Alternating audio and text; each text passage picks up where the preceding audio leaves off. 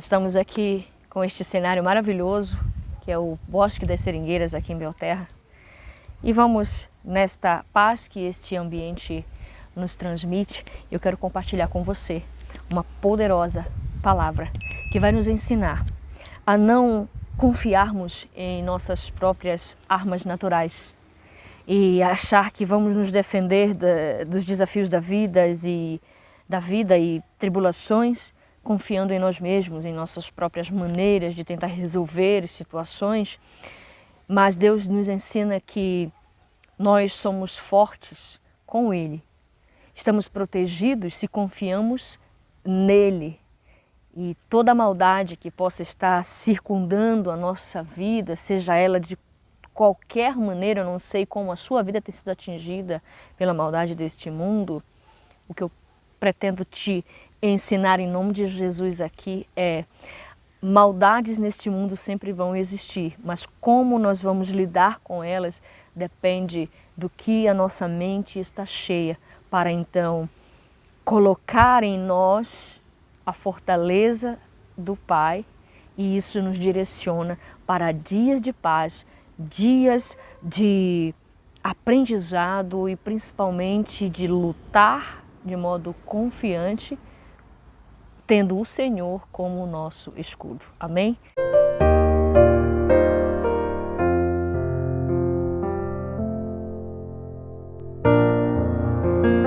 No Salmo 125, assim está escrito: os que confiam no Senhor serão como o monte de Sião, que não se abala, mas permanece para sempre. O Salmo inicia fazendo uma poderosa comparação para abrir o nosso entendimento do quanto é necessário a gente confiar no Senhor, e o salmista tenta dar uma ilustração para que a gente compreenda a grandiosidade da proteção de Deus e a firmeza que isso nos traz. Ele compara com uma visão muito comum que eles tinham da majestosa posição geográfica que o Monte Sião tinha para aquele povo, não só uma posição geográfica aí considerada, por exemplo, uma altitude grandiosa de 760 e poucos metros que tem o Monte Sião, e comparado, por exemplo, Belterra tem uma altitude de 152 metros, o Monte Sião tinha 7 vezes mais esta altitude, então dava para avistar de longe. Então o salmista se utiliza desta ilustração geográfica e até mesmo do que representava para o povo o Monte Sião, que era o lugar onde o templo foi construído e o povo fazia longas jornadas até lá para celebrar o privilégio de estar na presença de Deus. É claro que hoje vivemos a nova aliança e não especificamente precisamos de um lugar geográfico para usufruir da presença de Deus. Sabemos que Jesus Cristo, pelo sacrifício que Ele teve na cruz a nosso favor, nos deu o consentimento de Deus de termos a presença do Espírito Santo em nós. Passamos a ser nós, então, a habitação de Deus. Mas para aquele povo daquele tempo, o Monte Sião era uma sinalização de que lá estaria Deus. E o salmista se utiliza da grandiosidade que era o Monte Sião, e no versículo 2 ele vai dando mais descrições para a gente compreender a ilustração que o salmista quer nos dar, e que, na verdade, o pano de fundo dessas montanhas que ele vai dizer que circundavam a cidade é uma ilustração de que assim é a presença de Deus nos circundando, dizendo: olha, eu estou aqui, eu sou forte, eu sou firme, olha para mim, eu estou aqui contigo. E às vezes a gente olha para o nosso problema, a gente não olha para Deus que está permanentemente com a gente. Versículo 2, o salmista descreve assim: como estão os montes à roda de Jerusalém, assim o Senhor está em volta do seu povo, desde agora e para sempre. Eu não sei que dificuldade você tem passado, de tribulações, adversidades que são comuns a esta vida aqui. Independente de estarmos ligados a Deus e conectados, as tempestades vão vir, as situações difíceis vão vir, porque este mundo aqui geme em dores de parto, aguardando o nosso corpo ser glorificado, aguardando a nossa troca de um tabernáculo, de uma barraca para ir habitarmos então no templo celestial, que é o próprio Deus. Então, as situações adversas daqui, elas são comuns. Nós só vamos entrar em um processo de maturidade cristã quando nós compreendermos de uma vez por todas que, assim como o nosso coração só sinaliza a vida quando nós temos altos e baixos como frequência de funcionamento do coração, nossa vida também é assim. Para os médicos, o coração, se ele sinalizar uma linha reta, significa que o paciente morreu. Então os nossos dias maus, e depois os bons, e depois os maus de novo, isso são a nossa caminhada comum aqui nesta terra. Que Jesus não nos escondeu o que seria de tribulações, mas Ele deixou muito claro, Ele disse: tende bom ânimo, eu venci o mundo. Enquanto o salmista, no Antigo Testamento, dizia que Deus, a presença de Deus conosco é como aquelas montanhas que circundavam Jerusalém. Jesus, depois na Nova Aliança, disse: eu estarei contigo todos os dias, até que eu volte, o meu Espírito está com vocês. O detalhe é que no dia a dia a gente esquece que o Espírito Santo de Deus em nós, estando conosco todos os dias, ele é manifesto pela palavra, porque Jesus disse: as minhas palavras são Espírito e vida. Então o Espírito de Deus não vai se materializar diante de nós para dizer: olha, filho ou filha, eu estou contigo. Isso se manifesta pelas Escrituras, quando nós colocamos o que é meramente código linguístico para dentro da nossa mente como palavra e verdade de Deus, porque Jesus também disse lá em João 17:17, a palavra é a verdade, então a Escritura é a verdade. Então vamos voltar para o Salmo 125, verso 3, que ele vai continuando a fazer a descrição para que o povo se convença de que Deus está permanentemente conosco e que, independente das maldades que vêm sendo lançadas sobre nós, este mundo é mau. Então vão ter dias maus. Nós vamos passar por aflições, porque isso é sequela de ainda vivermos aqui, neste mundo caído, desconectado com Deus. O mundo está desconectado, mas a nossa mente pode estar conectada através da palavra. Versículo 3. Porque o cetro da impiedade não permanecerá sobre a sorte dos justos. Ele está dizendo aqui, vamos entender, a palavra cetro é um bastão que somente as autoridades reais, né, as autoridades de alto poder de realeza utilizavam. Então ele usa essa linguagem para dizer, olha, a maldade que atua neste mundo, que governa este mundo, não vai durar para sempre. Deus não vai permitir, porque o cetro da impiedade não permanecerá sobre a sorte dos justos. Ele está dizendo que a maldade deste mundo que nos consome, que quer nos derrubar, ela não tem poder para nos abalar, porque ela não permanece, mas ele permaneceria para sempre. Ele disse que a presença de Deus conosco seria que nem um monte Sião, que não se abala, que permanece para sempre.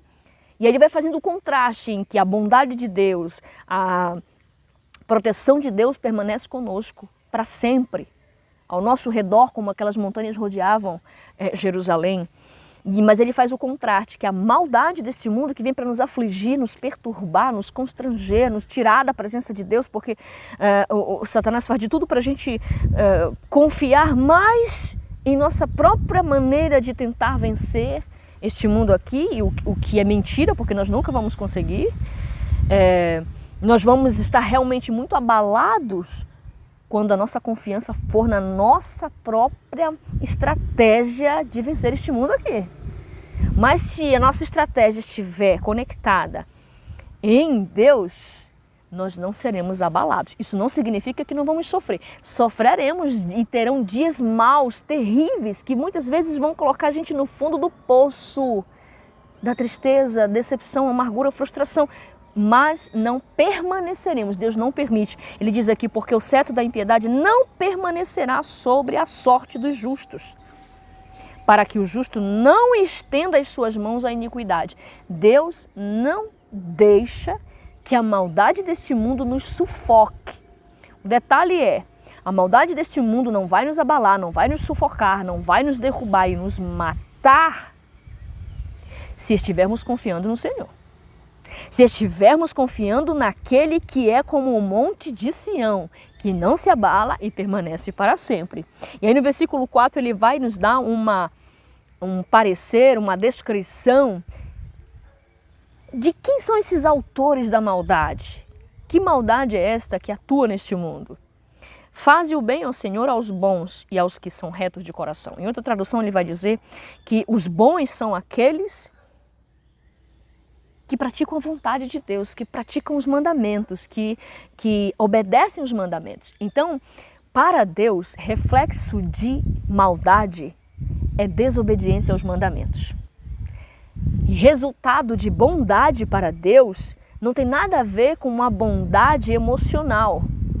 A bondade aos olhos de Deus é nós obedecermos os mandamentos. Faze o bem ao Senhor, aos bons e aos que são retos de coração. Reto de coração não é resultado dos que se acham bons. Nenhum de nós é bom. Deus é bom. E Ele estando em nós, a gente se apoiando nele como nossa fortaleza, como um monte Sião, como uma presença permanente, a bondade dele vai atuar no nosso coração. Mas isso quando nós obedecemos os mandamentos dele. Se não obedecemos, nós não estamos nele. Porque ele disse, Jesus disse, aquele que obedece o meu mandamento, os meus mandamentos, é o que me ama. Então, obedecer os mandamentos não é meramente cumprir preceitos religiosos. E isso Jesus veio cumprir no nosso lugar. Ele cumpriu toda a lei no nosso lugar. Agora, o que ele quer é que a gente o ame. E amá-lo é obedecer os seus mandamentos. Veja que eu estou fazendo um cruzamento entre as palavras de Jesus, já manifestas na Nova Aliança, com o que o salmista vem falando, porque Deus, ele é o que era antes, o que é agora e o que será para sempre. Ele é o grande eu sou, independente da era temporal cronometrada pelo ser humano. Deus não é cronometrado por ninguém, ele pode ser registrado dentro da cronologia organizada pelo ser humano, mas Deus não é tempo. Deus não se encaixa no tempo, Deus simplesmente é. Então, se ele não se encaixa no tempo, o que o salmista experimentou lá atrás, hoje eu e você podemos experimentar a mesma confiança que aquele povo cantarolava no caminho rumo ao Monte de Sião para celebrar, exaltar e cultuar a Deus. Hoje, na caminhada da nossa vida, podemos não só cantarolar, louvar ao Senhor faz parte, mas louvar a Ele em sacrifício, como sacrifício de louvor, são os lábios que confessam o nome dEle. Isso significa também não só colocar palavras para fora, mas é em forma de atitude, atitude de obediência a Deus. Aí ele faz uma comparação no 5, e esse salmo ele é bem pequeno e já está fechando, no versículo 5 já fecha o entendimento. No 4 ele fala de quem são os bons, são aqueles que são retos de coração, e reto de coração é aquele que vivencia a retidão de Deus, porque todos nós pecamos, estamos destituídos da glória, todos somos pecadores. Mas a retidão do Senhor habitando em nós, nós somos vistos como retos de coração. Mas essa justiça não é nossa, ela foi dada por Jesus a nós. Então, se fazemos o bem, é porque Deus está em nós, então a bondade dele está atuando. E aí somos vistos como retos de coração. E ele compara no versículo 5, para fechar, quem são aqueles que não são retos de coração? Aqueles que desviam os seus caminhos e vão caminhar os caminhos tortuosos. Aqueles que se desviam para os seus caminhos tortuosos, levá-los ao Senhor com os que obram a maldade. Então aqui é provado que os que são considerados maus aos olhos de Deus são aqueles que escolhem o seu próprio caminho e não o caminho reto de Deus. Os caminhos tortuosos são escolhidos por aqueles que não confiam no Senhor e é por isso que têm se abalado. É por isso que não permanecerão para sempre. Levá-los ao Senhor com os que obram a maldade, mas paz haverá sobre Israel. O povo estava aqui nessa jornada de confiar no Senhor diante de todas as aflições que eles estavam passando, mas eles acreditavam na paz entre eles, uma paz que não estaria mediante ao que eles poderiam enxergar com os olhos naturais. Independente do que esteja passando na sua vida, a maldade que está assolando os teus dias e fazendo deles muito maus, se você começar a confiar hoje mesmo no Todo-Poderoso, esse seu dia mau vai ser aliviado. Vai ser aliviado, Deus vai te dar um consolo, você vai respirar novamente, mas se prepare, outros dias maus vão chegar, mas você não será abalado, muito pelo contrário, crescerá no teu coração uma paz que só é conhecida e experimentada no Deus Todo-Poderoso, que é como os montes que não se abalam, mas estão ali, permanecendo para sempre. A maldade que está sobre você não permanecerá, mas a presença de Deus cuidando de você, como está cuidando agora, porque o poder manifesto da palavra é mudança de mentalidade. Ela renova, ela tem o poder de renovar a nossa mente. Se você estava em desespero, preocupado, angustiado por algum problema, rodeando você, saiba que ele é pequeno diante da majestade de Deus. E Deus não permitirá que esta maldade que vem assolando o teu coração, a tua vida, te abale a tal ponto de te destruir. Mas se você está com Deus, aprendizado você terá nestes dias maus. Porque Deus, assim como foi com o povo que o salmista descreveu, ele não deixou de ter o mesmo caráter. E ele será permanente comigo e com você. Amém, querido? Que esta palavra possa ter chegado ao teu coração como um refrigério para a tua alma e que toda preocupação, desespero e desânimo possam ser lançados fora, porque o amor de Deus chegou para você através desta ministração. E o amor de Deus, ele lança fora todo o medo de fracassar, o medo de não conseguir vencer o que você está passando, mas creia naquele que é como o monte de Sião, que não se abala. Então, queridos, Deus está nos chamando a confiar nele. Os dias maus são muito mais pesados e destruidores quando nós não confiamos no Senhor.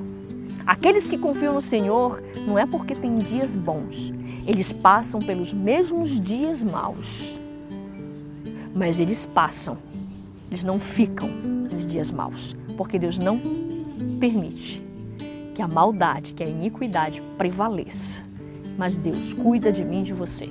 Amém, querido? Que esta palavra possa ter edificado a tua vida, a tua alma e tenha renovado a tua mente. Graça e paz da parte do nosso poderoso, amado, gentil, amigo, querido e bondoso Jesus Cristo.